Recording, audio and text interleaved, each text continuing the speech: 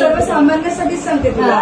ती साखळी योजना व्हायला हवी होती. बरोबर. आणि ती माझी मनापासून इच्छा होती. 4 दिवस उपोषण केलं होतं मी मला हातात. हो. मग माझं असं म्हणणं की त्याच्यानंतर तुम्ही सर्वे आणता आणि सर्व्यानंतर तुम्ही त्याच्यानंतर कोणी काहीच करत नाही. बरोबर आहे, बरोबर. व्हायला पाहिजे. आणि आज साखरायचा जर प्रकल्प आणला ना, लाखो म्हणजे आमच्या श्रीगोंदा तालुक्यातले हजारो शेतकरी चुकवते. खरी गोष्ट. हो. करते. साखराई प्रकल्प आणला तर मग मुद्दा राहिला काय राजकारण? नाही काही आणायचीच. मुद्दा ठेवायचाच नाही. राजकारणासाठी तो मुद्दा ठेवायचाच नाही. मग नेत्यांना तेच, मग तुम्हाला अडचण काय येते तिथे? म्हणूनच होते ना मला. मी तिथे आले की मला तो त्रास होतो. का? कारण ह्यांना मी जे करते ते करू द्यायचं नाही. बरोबर. पण कधी मी समाजात चांगल्याच माणसाला त्रास होईल.